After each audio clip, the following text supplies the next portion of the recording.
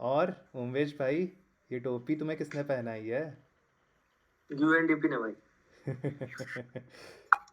यार छोड़ो वो सब। कल फ्राइडे बुलेटिन है, व्हाट्स द प्लान? मेरे पास एक आइडिया है, वो मैं शेयर भाई लोग a year after Sulli Deals case ना, एक नया ऐप निकाला किसी ने, बुली बाई करके।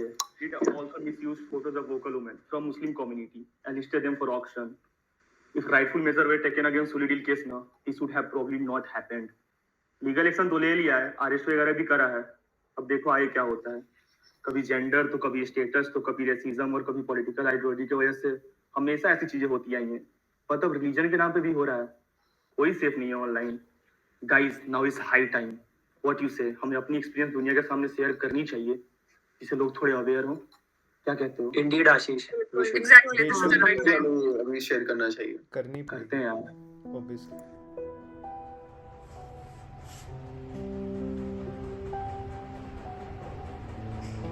ये 2019 की बात है।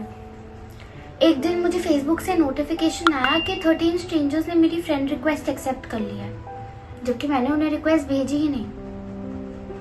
आई थॉट फेसबुक का कोई ग्लिच होगा, लेकिन विद इन द वीक मुझे इतने सारे इनएप्रोप्रिएट पिक्चर्स और मैसेजेस आने लगे, जैसे रात का कितना लेटी हो, घंटे के हिसाब से करना है। Soon I realized my account has been hacked and somebody has been actively misusing it. I felt so exposed because उस अकाउंट पे मेरी फैमिली और मेरी पिक्चर्स थी। ऐसी सिचुएशंस को अवॉइड करने से गलत लोग जीत जाते हैं। I reported my account और मैंने अपने सारे रिलेटिव्स और फ्रेंड्स को कह दिया कि मेरे अकाउंट को रिपोर्ट कर दें। I filed a complaint with the police, जिन्होंने मेरा अकाउंट डिलीट करवा दिया, पर वो फिर भी हैकर को ढूंढ नहीं पाए। ऐसी सिचुएशंस को,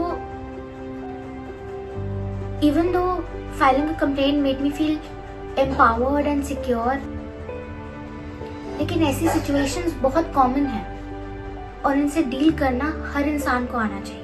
3 days ago मुझे मेरे इंस्टाग्राम अकाउंट पे एक पुरानी स्कूल की फ्रेंड का मैसेज आता है एंड शी आस्क्ड मी कि मैंने क्या कभी कोई अपनी फ़ोटो और वीडियो किसी एडल्ट वेबसाइट पे पोस्ट करा है, एंड मैंने ऐसा कभी कुछ नहीं किया था। So I asked her what this was about. She shared a link with me जिसमें फेसबुक लॉगिन आईडी और पासवर्ड मांग रहे थे व्यू करने के लिए, and I was really scared and panicking and obviously not in my senses.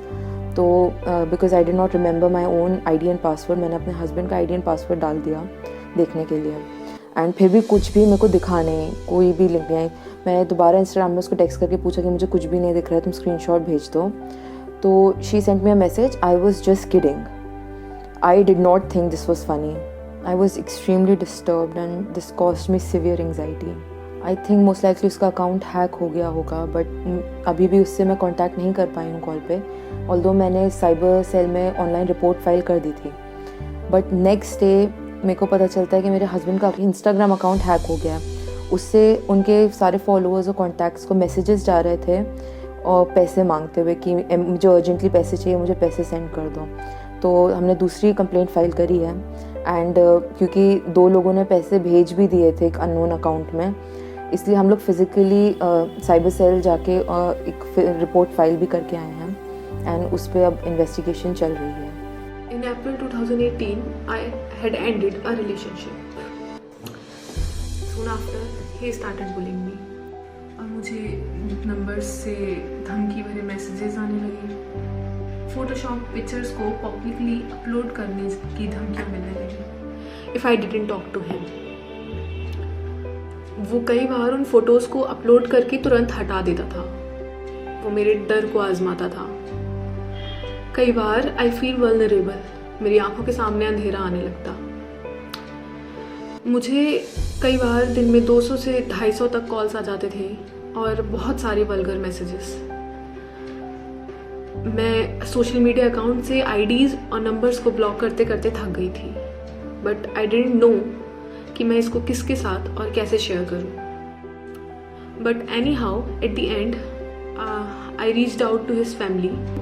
उसे उस डर का एहसास हुआ था और उसके बाद उसने मुझे परेशान करना बंद किया। The case of boys' locker room on Instagram in 2020 is known to all.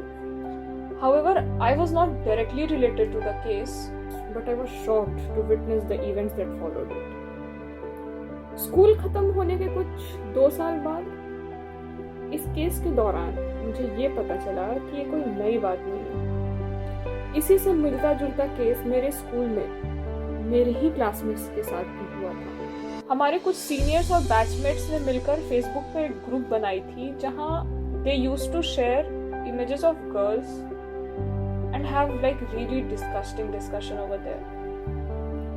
But unfortunately, no one ever came to know about it until in 2020 when a member of the group exposed its presence to a friend ताकि वो ये show कर सके कि they are a mastermind of this thing, and he was really proud of that.